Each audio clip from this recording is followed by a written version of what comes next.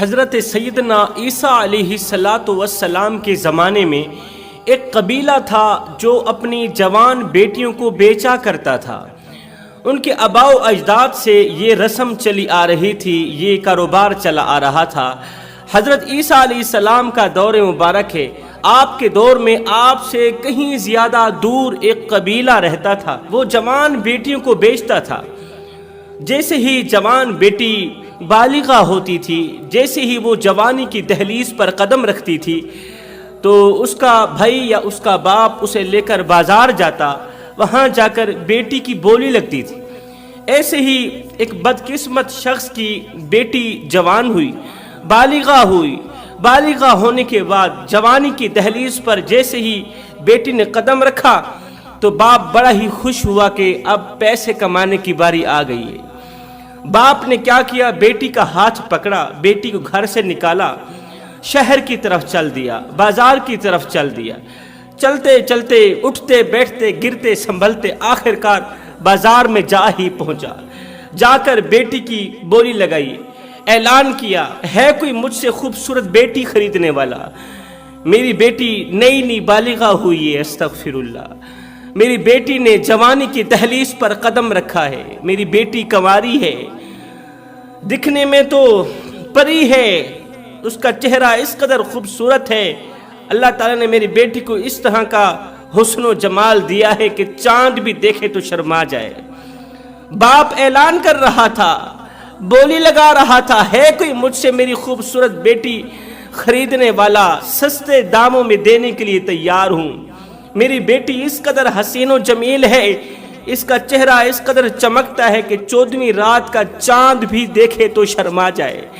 جو بھی اسے دیکھتا ہے بس دیکھتا ہی رہ جاتا ہے، جو بھی اسے دیکھتا ہے تعریف کیے بغیر نہیں رہتا۔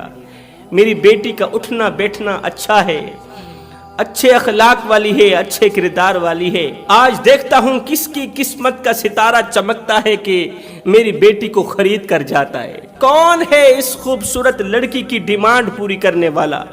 کون ہے اس کی قیمت پوری کرنے والا؟ کون ہے اسے خریدنے والا؟ اس طرح کی بولیاں لگا رہا تھا، باپ اس طرح کے اعلان کر رہا تھا، اور جوان بیٹی قریب کھڑی ہے، جوان بیٹی پاس کھڑی ہے۔ جوان بیٹی نے جیسے ہی باپ کے منہ سے اس طرح کے اعلانات سنے، اس طرح کی باتیں، اس طرح کے جملے سنے تو بیٹی کانپنے لگی، بیٹی رونے لگی، خون کے آنسو بہا کر کہنے لگی، ابا حضور، میرے جیسی بیٹیاں بہت مل جائیں گی آپ کو، لیکن آپ جیسا باپ مجھے نہیں ملے گا۔ ابا مجھ پر رحم کرو، مجھ پر ترس کھاؤ، مجھے کیوں فروخت کر رہے ہو؟ مجھے کیوں بیچنا چاہتے ہو؟ کیوں اپنے نام پر بدنما دھبا لگانا چاہتے ہو؟ ابا میں تمہاری بدنامی کا ذریعہ نہیں بننا چاہتی، ابا مجھے مت بیچو، مجھے اپنے پاس رکھو، جب تم بوڑھے ہو جاؤ گے نا تو پھر میں تمہاری خوب خدمت کروں گی۔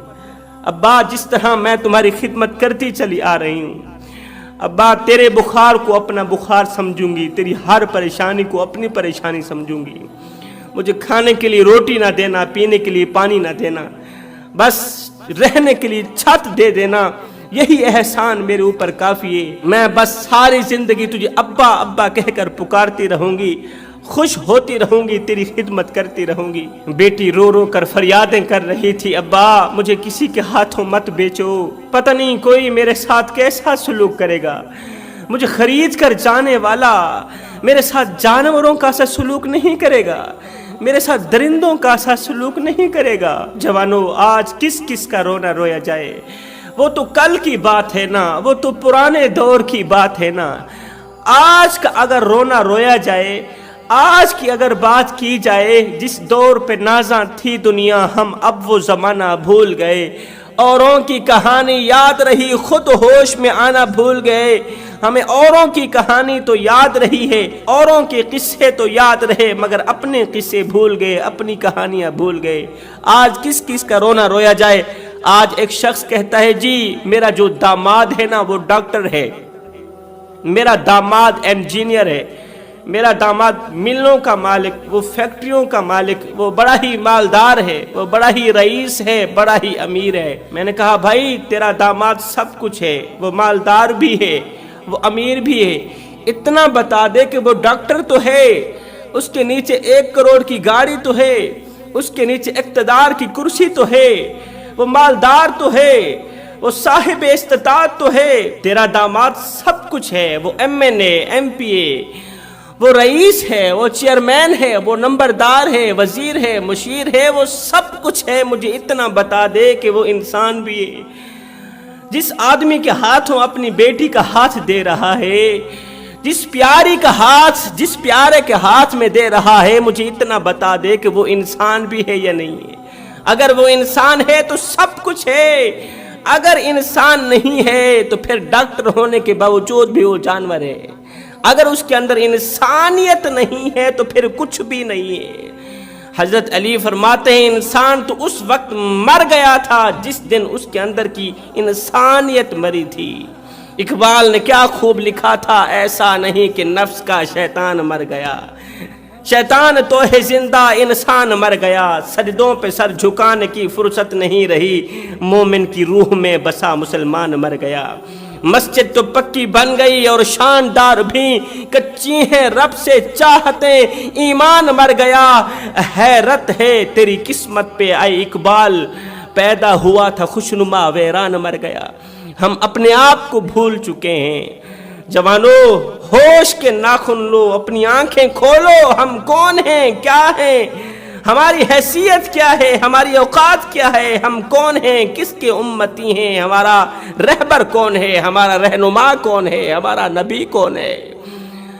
ہاتھ جوڑ کے عرض کر رہا ہوں، خود پر غور کرو، خود پر توجہ دو، ہم کون ہیں، کیا ہیں، باخدا یاد نہیں۔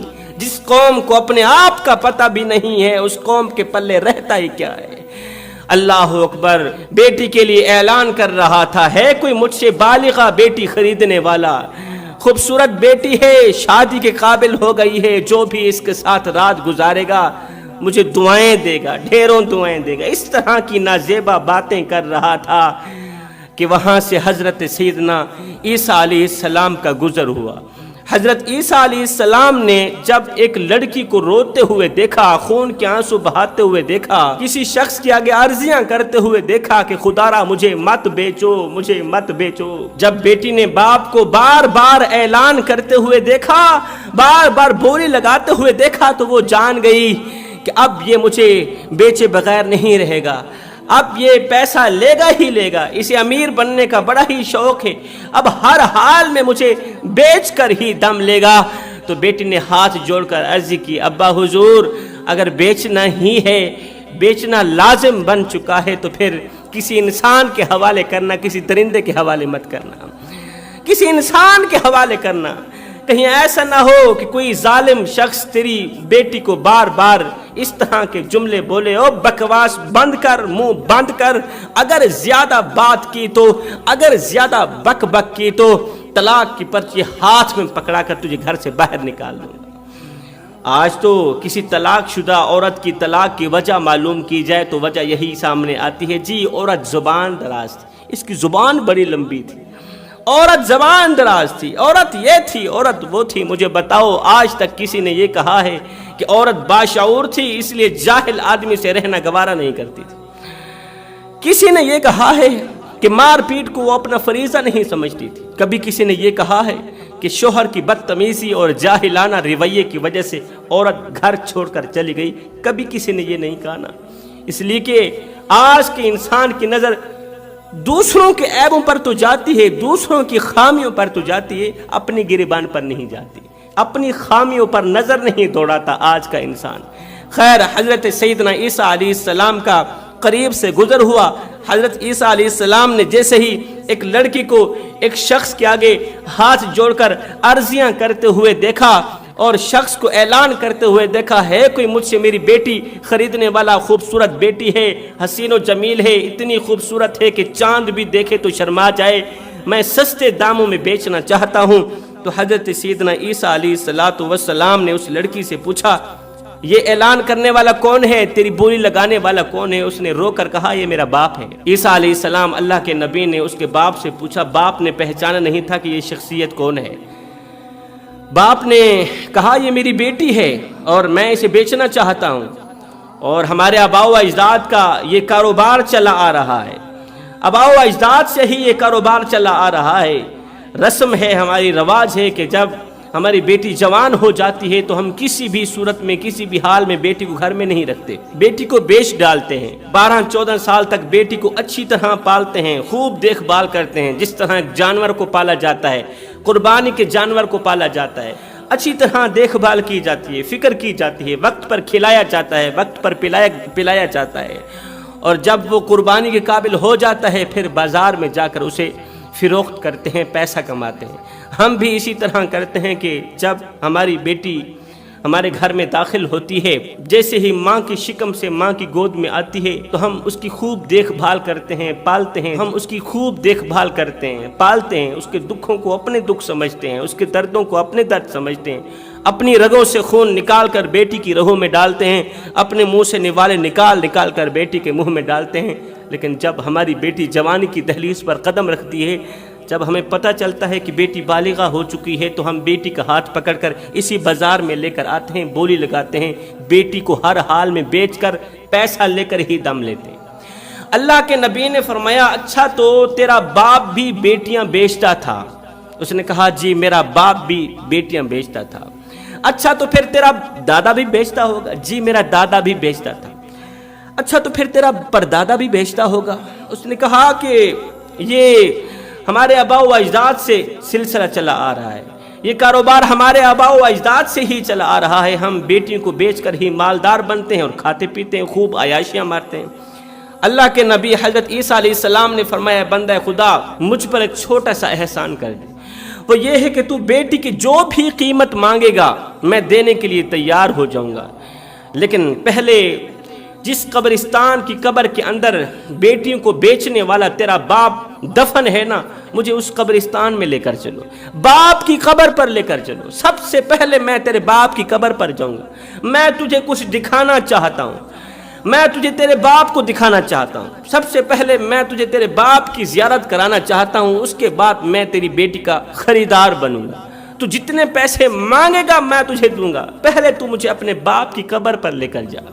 وہ شخص بڑا ہی خوش ہوا، خود کو کہنے لگا دکھنے میں تو یہ بڑا ہی مالدار لگتا ہے، کیوں نہ اسے باپ کی قبر پر لے چلتا ہوں، باپ کی قبر پر لے چلتا ہوں، اس کے بعد منہ مانگے پیسے لوں گا، بیٹی دے دوں گا۔ اللہ اکبر! وہ تو اللہ کے نبی تھے، وہ تو اسے کچھ دکھانا چاہتے تھے، وہ تو اس کی زندگی بدلنا چاہتے تھے۔ قصہ مختصر جوانوں، اس شخص نے حضرت عیسیٰ علیہ السلام کو ساتھ لیا، چلتے چلتے، اٹھتے بیٹھتے، گرتے سنبھلتے، بیٹی کو ساتھ لے کر، حضرت عیسیٰ علیہ السلام کو ساتھ لے کر اسی قبرستان کے اندر جا پہنچے جس قبرستان کی قبر کے اندر اس کا باپ جہنم کی آگ میں جل رہا تھا، جس کے نیچے بھی آگ تھی، دائیں بھی آگ تھی، بائیں بھی آگ، اوپر بھی آگ تھی، جس کی قبر جہنم کے گڑھوں میں سے گڑھا بنی ہوئی تھی، جو قبر کے اندر چیخ رہا تھا، پکار رہا تھا۔ باپ کی قبر پر حضرت عیسیٰ علیہ السلام کو لے کر گیا۔ جوانوں توجہ طلب بات ہے، اللہ کے نبی حضرت عیسیٰ علیہ السلام